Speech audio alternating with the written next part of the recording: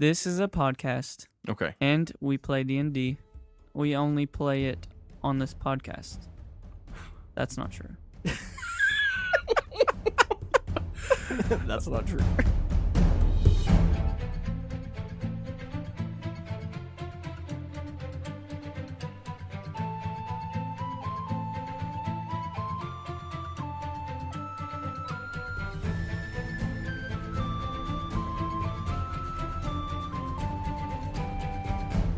Hello, everyone, and welcome to Make Believe Heroes, an actual play 5th edition Dungeons & Dragons adventure. I'm your Dungeon Master, Paul, and I'm joined, as usual, by my 4 friends. Hey guys, it's Jeremy. I play Lauric Darkbolt. I'm Jeffrey, and I play Sir Vance Off the Wall. I'm Alan, and I play Jimalil Karth. Hey, I'm Red. I play Kellen. Oh my gosh. Why? So before we begin with our description of last week's episode, I'm going to roll this giant D20 and see how things go. Yeah, you are. That's a 13. Unlucky. Listen, I might die this episode, so you needed a nat 1. I was hoping for a 20. Ooh. Oh, man. Okay. So last time, our party ran into trouble that they did not expect.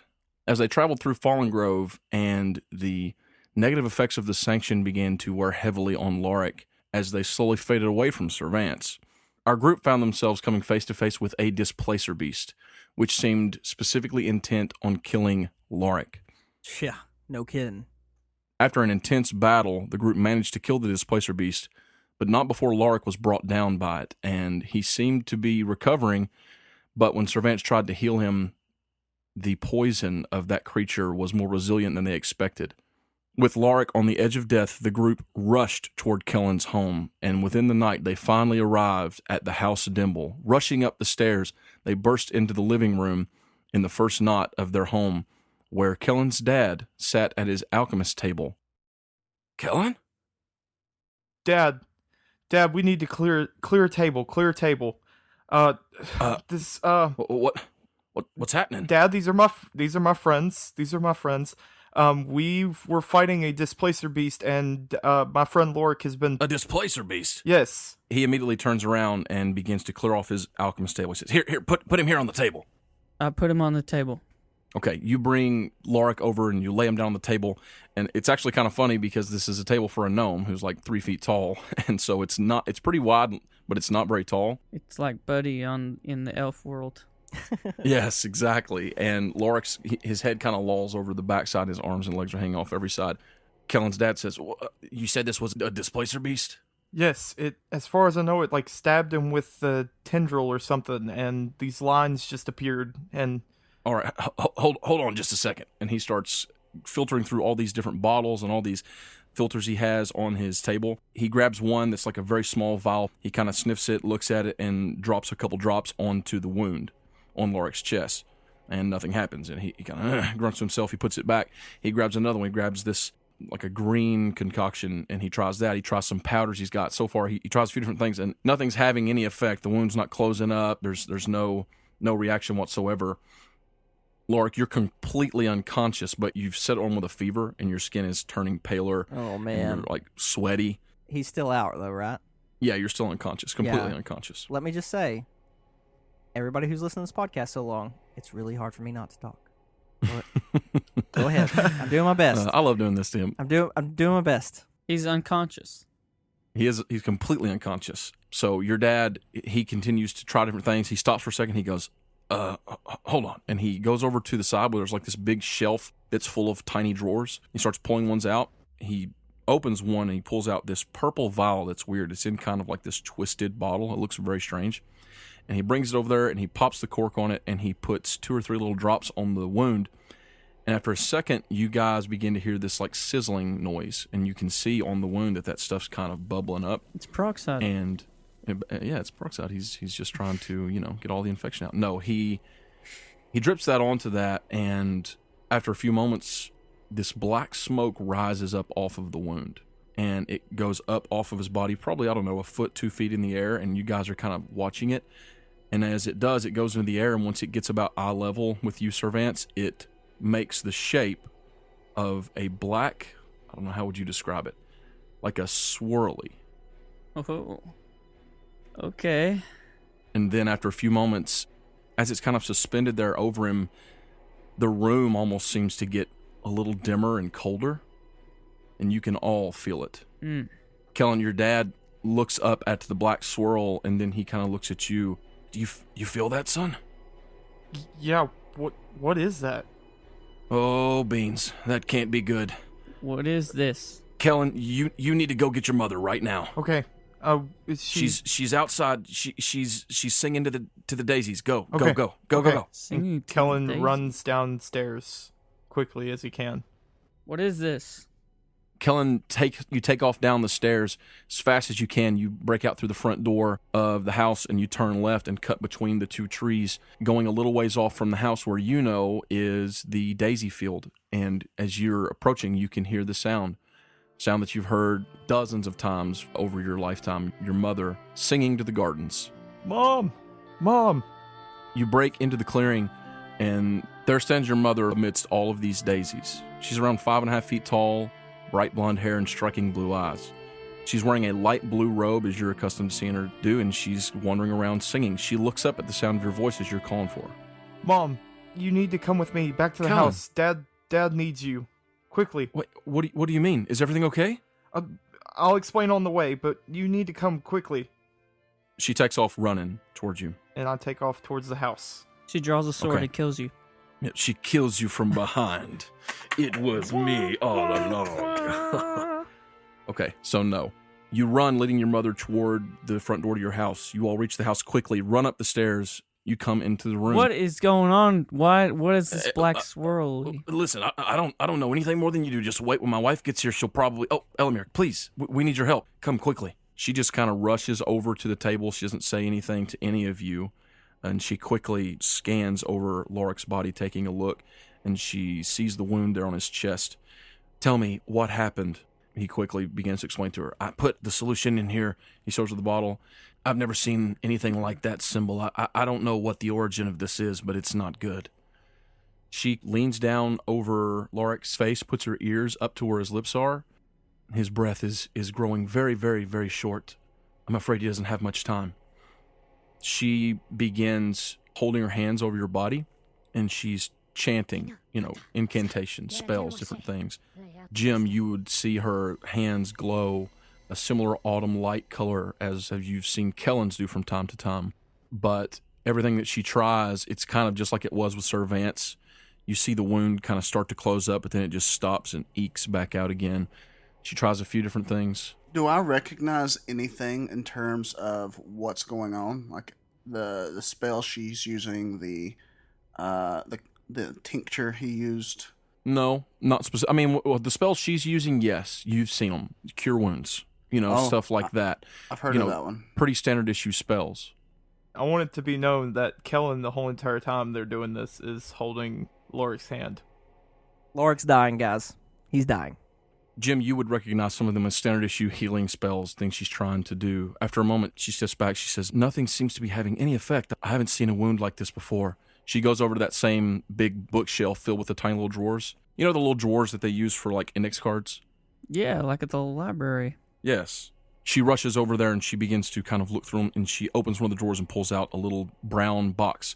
She opens it up and there are a bunch of leaves in it. She begins filtering through it and she pulls out this slender little brown thin leaf, and she brings it over to Lauric's body and she says, please, this has to work. And she starts crushing up in her hand and she starts to say an incantation in Elvish. And she works her hands over his body in like a strange pattern, and she lets the leaf kind of dust down over his body. As she does, you guys begin to smell this scent. At first it smells like dried leaves, but then it begins to smell like something rotten. It smells like something that's been dead for a long time. All of you would have an adverse reaction to this, except maybe Jim, who apparently has trained himself to deal with all kinds of funks. Oh, What is that? It's funky. what is... That's the best line I have ever heard on this podcast. What is that? It's funky. I'm sorry. That got me. Sorry. What have you done? Mom, what is that? Her face turns grave, and she says, "This is a truly evil poison. It is necrotic. It will slowly rot your friend from the inside out." What can we do? I'm not sure what to do. She looks around at Kellen, and she kind of puts her hand on his shoulder. "Kellen, what did this?" It was a displacer beast. That's all I know. It stabbed him. "A displacer beast?" She turns to her husband. "What would a displacer beast be doing on the outstretches of the forest?" He just shakes his head. He's at a loss.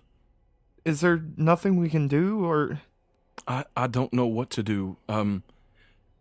She for the first time now, after walking into the room, she turns and she looks and she sees the 5 of you, including Guy, who's standing there. And she sees Servant standing there, just decked out, full armor, the pike on his back, and on his chest she sees the symbol, the light blue phoenix with the golden son of Pelor. And when she does, she quickly looks up at you. I'm sorry, Kellen, is this your friend?" Yeah, Mom, this is Servance. "Servance, are you a paladin, perchance?" Yes. "I've heard that paladins have the ability to heal these sorts of illnesses. Have you tried healing him?" I tried using... What did I try using? Your lay on. You tried using your lay on hands. Lay on hands. I don't have any spell slots left, do I? I don't think. I think I No. used them on that battle. Yeah, you did. You're pretty drained from all your divine magic. Yeah. I tried healing him with a skill I have, but it didn't work. Nothing happened. It looked like it was going to heal up, and then it just went back to black. So it seemed like it was working, but then it didn't work? Yeah. I don't understand this. I don't know what this is. Have you all been sanctioned? Mom, everyone has been sanctioned, but Lauric. And Kellen just kind of points to him. Oh, I'm not sure what to do. I'm going to pray to Pelor. Okay. You just gonna take a knee right there? Yes. Okay. Pelor. Lauric is in trouble.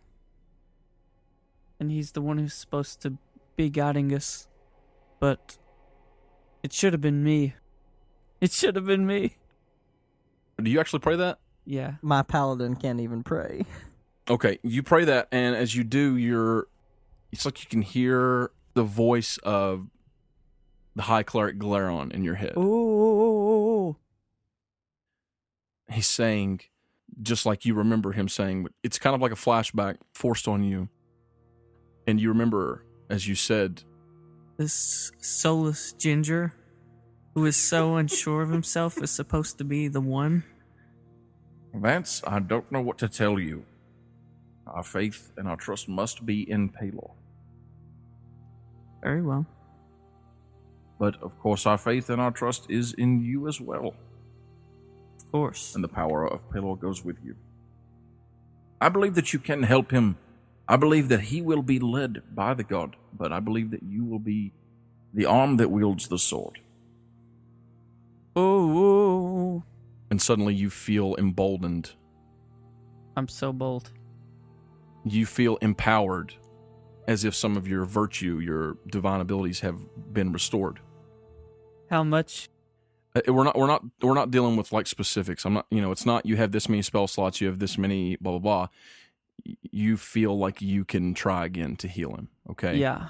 We're not dealing with, in this situation, this is kind of an aside. We're not dealing with like just a random poison and you can cure that poison. This is something different. And you guys don't know what it is, and Kellen's parents don't know specifically what it is either. Lovely. Do I know what it is?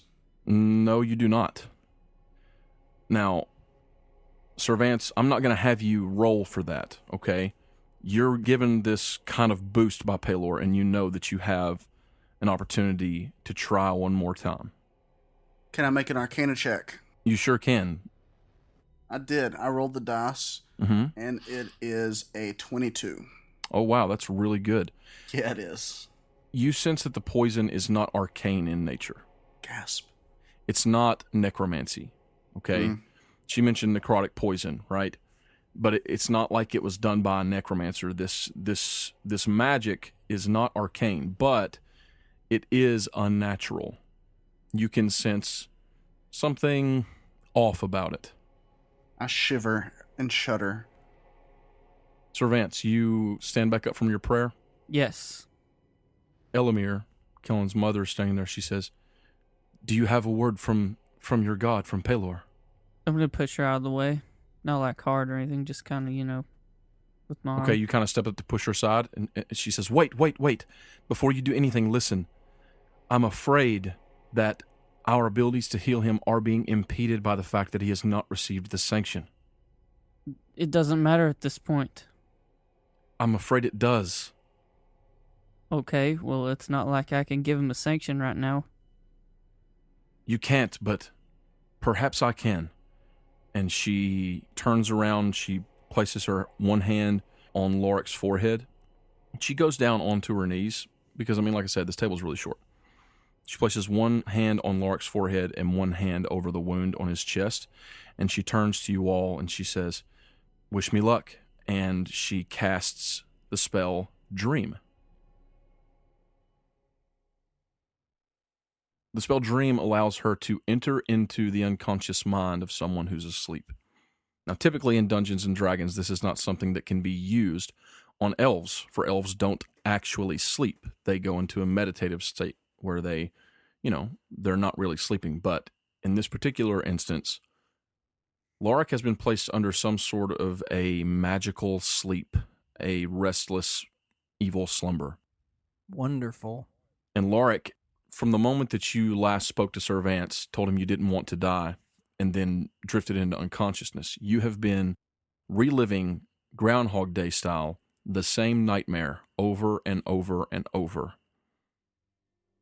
That nightmare involves you in a grove.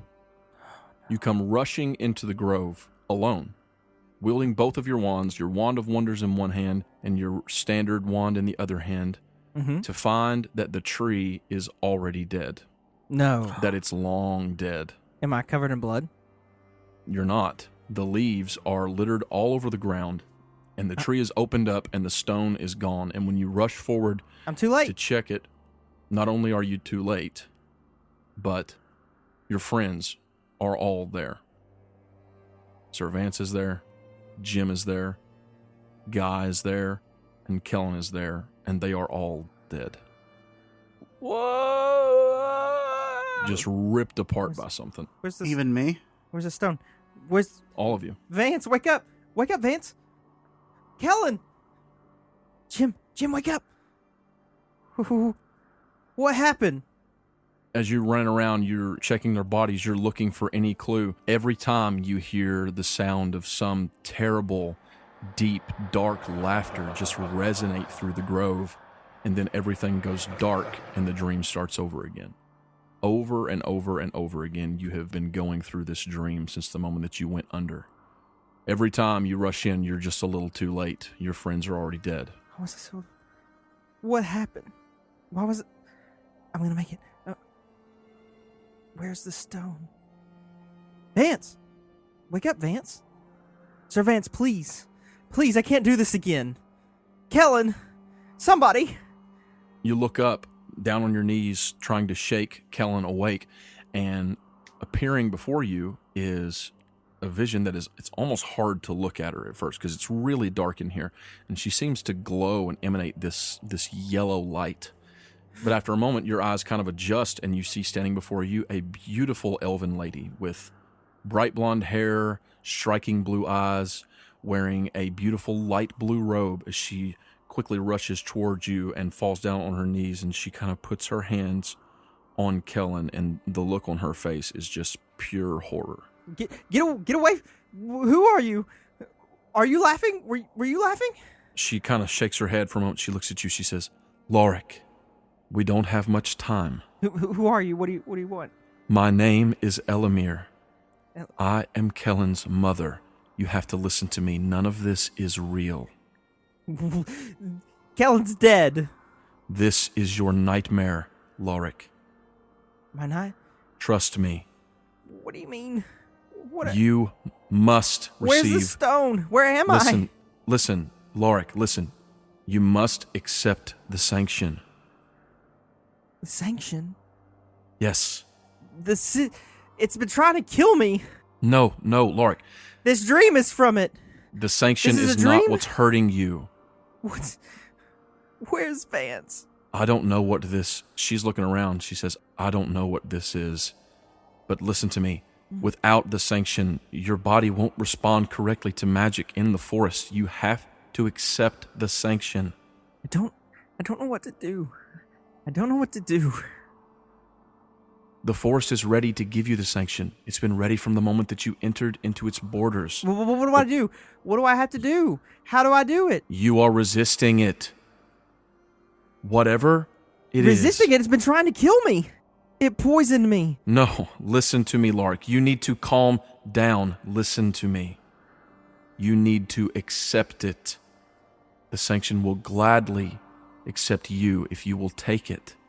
But to do so, you have to leave behind all of your prejudices, all of your concerns, anything in your life that would keep you from accepting Fallen Grove, accepting Atonia. You have to let it go. You are a high elf. I know what goes through your mind, what goes through the minds of all of our people. You need to let it go or it will kill you. Let it go. He's like weeping it over Kellen's body. How? What do you mean? She reaches up and she puts her hand on the side of your face and she kind of wipes the tears off from under your eye and she smiles and she says, just accept it, Lauric. And then she fades away. Elamir! Elamir! Where did you go? You hear that laughter starting to crank up again. I stand up and fire my wands at the laughter, Just straight up into the sky. wherever it's coming from. Just kind of coming from all around you. I shoot magic missiles straight up into the sky. Okay. You do so, and where it pierces the top of the grove, you see like a small sliver of light shine through. Paylor? Etonia? And I like walk over towards the light to where it's like streaming down on my face and like stare up into it. It's not real. It's not real. It's not real. It's not real. Etonia? Kellen? The light's getting slowly bigger. I don't understand what's happening, but it's not real. It's Vance is alive. I'm asleep. I'm asleep. It's getting bigger. I'm here. I'm here to help. Etonia? Paylor? Anybody? You hear Elamir's voice one more time. Accept the sanction, Lauric. I take the sanction. I let it go. I'm sorry. When you say, I'm sorry, the leaves of the tree light up all around this clearing. And the light is so bright, you can feel it on your skin like you're suddenly standing in a warm summer day. And you start to slowly float up toward the top of the ceiling of this grove, and your eyes open. You're laying on the table. Elamir is standing with her hand over the wound on your chest, and she says, now, Paladin. I put my hands on Lauric. You do. You feel the typical power flow through you when you cast Lay on Hands, and that divine energy seeks out this disease in Lauric's chest, and she is casting all of her spell slots, basically, every healing spell that she knows. And you two are fighting a war with you trying to locate and destroy the disease and her trying to heal the flesh. And after a moment, the wound closes, the lines disappear, and Lauric, you take a deep breath. Vance, you're alive. Vance, You mean you're alive? Kellen, Jim, you're okay. Me? Kellen, What are you talking about? Kellen, your chest is there's no holes. What? Vance, Are you okay? You're fine now. Everything's gonna be okay. Sir Vance and my mom helped you. You're gonna be okay. yeah, he's just kind of staring at Elamir. Welcome back, Lauric. How, you saved me. Why did you save me?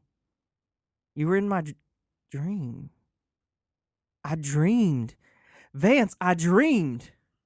How? Thought you didn't sleep. I don't. Uh, thank you. And he is like trying to sit up on the table, trying to bow to Elamir. You're a little weak, but your strength is coming back really quickly. Oh, I'm sorry. My robes they're ruined. Oh, I'm sure we can find some robes for you here. How did you find me? Find you? You found me. I was in a dark place. Oh. And you showed up like a light. Well, that is that's an old trick. A trick. Did someone really just say came in like a wrecking ball? Like, yeah, seriously? That was me. Is it red? I thought it was Jeffrey, but when you All said right, Molly, if you're out there, you can guest star on the show one time. no, you can't. One time. You cannot. Wrecking ball. I knew you were trouble when you walked in. Wait a Okay, minute. Okay. Wait a minute. Let's continue with this episode. T-Swizzle? Well, it's just some magic that I've acquired. Magic. Magic? Like a magic eye? Like, Yes. how? You know the weave? I cast a spell. No. I could be wrong, but you appear to be a wizard. I'm Lauric Darkbolt from Venthaven. My father is Darkbolt of the council. Ah, well, welcome to our home, Lauric. And she puts her hand on her husband's shoulder. I'm Elamir, as we've already been introduced. Elamir Dimble. This is my husband, Granuncle. You're Kellen's parents. That's right. That's our boy. Kellen, why Yep. are you so short? You're half elf. Well, I guess He's I adopted. guess you could say that. Kellen was adopted. Wait, what? But we love him just the same. We already discussed No, that I you know. already knew No, that. I was doing that on Oh, purpose. he really is adopted? Ah, that's awesome. Yeah, She reaches over and kind of rubs your hair when she says that. I thought his mom was a dwarf. I do want to just point out though, it is kind of funny because I am in between height of my mom and my dad. Like my dad is shorter than I am. Yeah, but But my mom is taller than me. he is, but not by a lot. You know what I'm saying? I love you, Mom.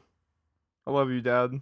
So, Kellen, when are you going to introduce us to all your friends? Yeah, so you met Lauric in the weirdest way possible. This is Sir Vance off the wall, and you met him. And then Off to wall. That's off to wall, Kellen. You should Off know to wall, this. not off the wall. Sir Vance off to wall. this is Sir Vance off to wall. In character. And this is Jim. Hey, And this is Guy. Oh, hello. Nice to meet you, ma'am. And Guy is like blushing hard. I taught him well. Jim says that was some interesting magic used there. Yes, what It was really that? was. Jim, you should have. She was in my dream. Oh, can you teach me how to go into dreams? Oh, possibly. Just don't go into mine. Never into mine. Please. Oh, Whoa, Jim. Jim, I feel so much better, guys. I feel it smells good in here. It didn't a few minutes ago. no, it didn't. That's true. Mom, what was that? It That really was, didn't. It smelled really gross. That was disgusting. It was funky. It was funky. Your dad says, "Yeah, that was some pretty rough smelling stuff." Yeah, I'm so. What did I do it? Yes, it was you. It was your rotting carcass. Rotting? Yeah, you Was I actually dead? pooped on the table a little bit. Oh, no. No. What's for dinner? Oh, you all look so tired. Did you run through the night? Yeah. Yeah. I mean, I didn't run. I woke up here. I was You're welcome. there was a monster and it like tore my neck and I'm healed. Like You are still very tired though, Lauric. my skin feels clean and healed, but yeah, I mean, my spell slots are probably all gone though, so I could use some sleep. Look, I tell you what. Why don't we'll set up Kellen's room for the 4 of you to, or the 5 of you. I'm sorry, for the 5 of you to get some rest, and we'll wake you up in a few hours for some dinner. Okay, thanks, Mom. And Kellen walks up the stairs and Thank goes. you, Just ma'am. like, okay, Mom. And Yeah. he's gonna go to his room. Love you, Mom. Guys, guys, come on. We're gonna play Smash Brothers in our room. We're just gonna go play Call of Duty. 360 no scope. Anyway, okay. Come on, guys. I'll show you to my room. Let's go. Lauric stands up. Elamir? Yes, Lauric. I'm exhausted, but I would love to talk to you sometime soon. Sure. There's no rush. We can talk. We'll talk this evening. Thank you. And he like still has, I don't know, he's teed up. Might be the way to say it. I don't know. He stares her Like he's amped. directly into her eyes for a while, and then follows Kellen. Okay. As you guys follow Kellen upstairs, she and Grununcle kind of gather some things from their room, and they meet you all in Kellen's bedroom. Kellen, you can take them into your room. I was gonna say, is the bridge still there? Did you take that out, or is that part of it? Yeah. No, the bridge is still there. Okay, so the way this works is we like go upstairs and we cross this little bridge into the other It's tree. like McDonald's play place. Yeah, it's literally like that. Exactly like that. We're actually gonna eat chicken nuggets. We're gonna eat chicken nuggets for yeah. dinner.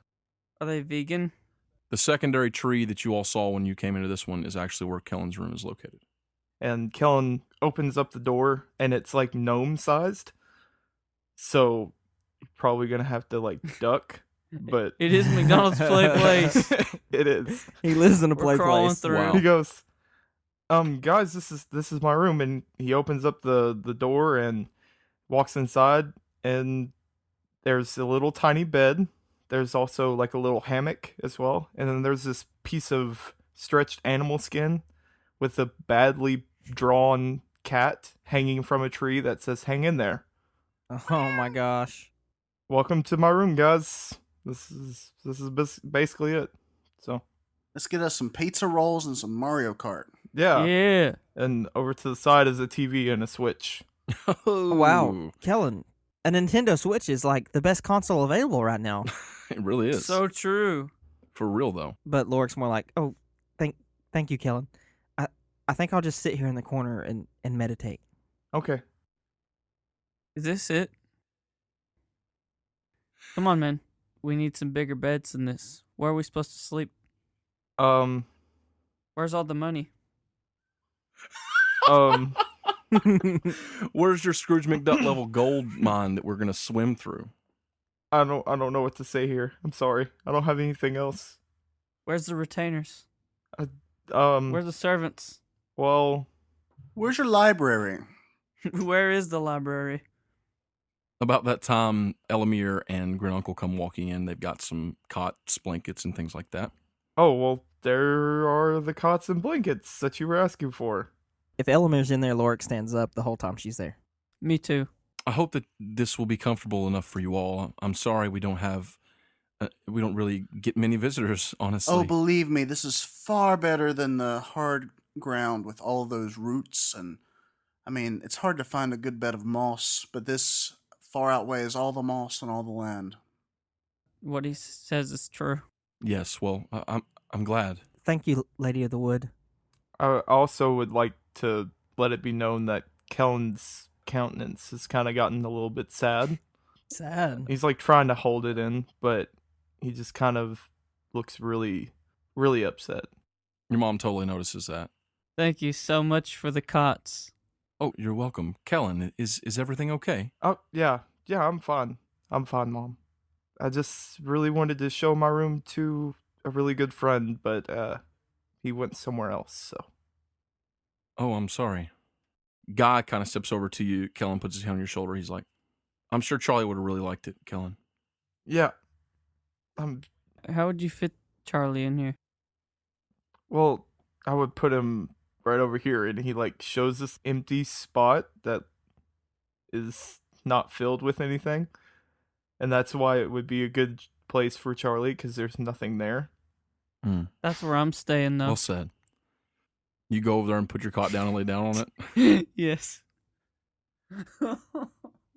So I don't really do that. I'm just kidding. Okay. Yes, Jim? Jim says something along the lines of, "Don't rangers' animals come back? What do you mean? Isn't there a magic where if your animal turns into leaves or crap that it reforms?" What are you talking? We're Jim, all fired. What are you talking about? You're on the right track, Jim, but maybe backtrack on the turns into leaves and crap thing. I recall studying in my time the magics of different peoples and styles and such, that a ranger, whenever you have your magic animal that follows you around, if it gets killed, doesn't it come back eventually? Is it? I don't know if it's the same one, but I wanted to say yes. Elamir says, Kellen, did you get an animal companion? Well, yeah, I guess. Like a spirit companion, not just an animal, like a spirit companion. This is a spirit. What? What do you? Your dad steps up. Son, you understand what she's saying. Did you find a bear in the woods and tame it, or did you gain a spirit companion? Well, yeah, I found a bear in the wild, and I helped him out of a trap because he was caught. But I guess we became friends. I didn't know that he became a spirit companion. What is that? Elamir kind of walks over. She puts her hand on your head. She looks at you, and it kind of just seems like she's trying to console you, but really what she's doing is she's like filling you out, And she says, Kellen, you've changed since you were last here. You've been through a lot. Yeah, tell me about it. Kellen, why don't you just get some rest for now, and we'll talk about this evening. Okay. You all, please, feel safe in our home. Get some sleep. Thank you, lady. And Lauric sits cross-legged in the corner. Yes, thank you, my lady. She leaves the room. I will state once they leave, Kellen goes over to a little trunk and Oh boy. pulls out of the trunk these little pajamas, it looks like. And it's like a onesie, and it has the design of leaves sewn into it. And he changes out of his armor into a onesie. So Kellen puts on footed pajamas. Yes. Lauric just strips down naked. No, please. No. Jim casts blindness on himself. Put on my robe and my wizard hat. Oh, man. So everybody kind of lays down to go to sleep. Everything's getting real quiet. Even though it's daytime, it's not super bright in here. There are a couple of windows, but the forest itself isn't super bright. So it's kind of like a warm, dim afternoon, good for a nap. And right as you guys are kind of starting to get sleepy, Guy just speaks up from the corner and he says, Your mom's really hot, Kellen. Guy. Excuse me, Guy. I do not appreciate that. I'm just saying. You'll speak only properly of the lady of this house. You're right. I shouldn't have said that. What I meant to say is she's really beautiful and really nice. Thank you, Guy. I don't understand why you're so defensive, Lauric. This is Kellen's mom we're talking about here. Yeah, I mean, thank you. She's a very beautiful lady. Yeah, Lauric, why are you being so defensive? She is just great, very, very great lady. She's always just loved people. I honestly think that's why my mom and dad got married. That's what my dad's always told me. Because They loved each other. Yeah, it's weird, huh? Because she cared for people, you bunch of doofuses. Gosh. For love. It was for love. Kellen, you told me about your mother being a wood elf. Yeah. I think that she's higher than my family. I think she's highborn. Wood elf or not, I think she's one of the best of us. And Lord drops his head. That's what Guy was saying the whole time. And I think that's where we're going to end it. Woo. Thank you so much for tuning in for Make Believe Heroes. Now, before you switch the podcast off, we do have one more special scene for you to hear. So stick around till after the outro to hear that. Hopefully you will enjoy it. We hope that you've enjoyed this episode. If you have, then you should let us know. You should do that by writing us a 5-star review on iTunes. We greatly appreciate that. Helps us get noticed on iTunes. You could also send us a letter in the form of an email. Our email is in the show notes, or you can contact us on Twitter. We've had some interaction with some fans on Twitter. We love doing that. We love hearing from you. And if you're listening to the show, please just do us a favor. Holler at us. Let us know that you're enjoying the show. Couldn't tell you how much that means to us. Of course, if you've liked what you've heard in this episode regarding these special sound effects, you should check out battlebards.com and tabletopaudio.com. And I guess that does it for this week. Thank you for listening. We'll see you next Monday. Love you. We love you. Goodbye. Bye. Bye.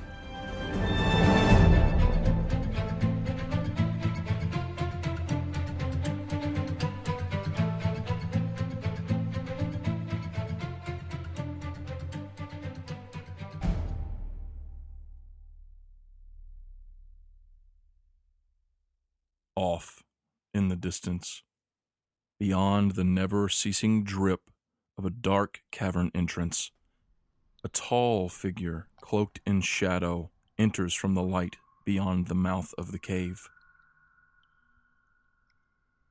Inside, the cold stone walls transform into the sleekest obsidian, trimmed with a shadowy silver. The figure approaches a high seat near the back of this dark hall.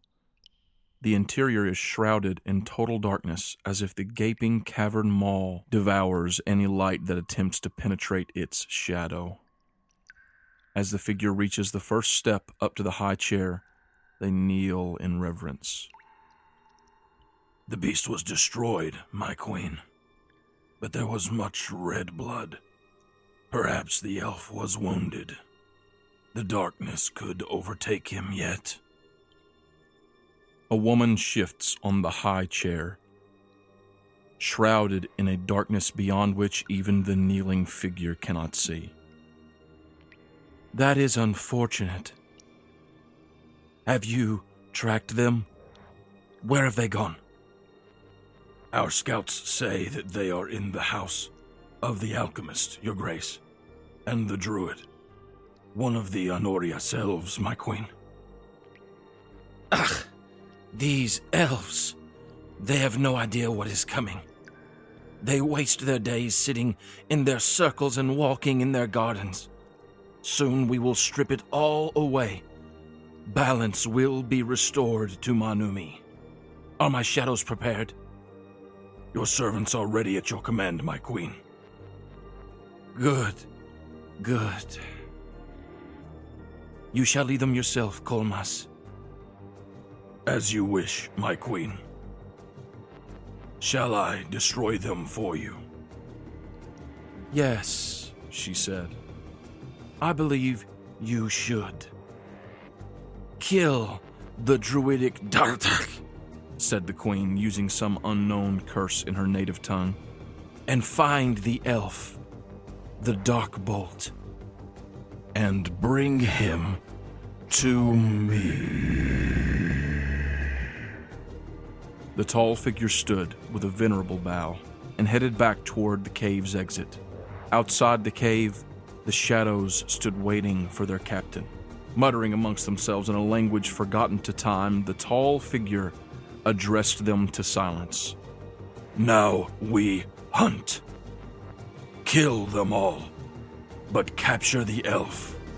Now, run.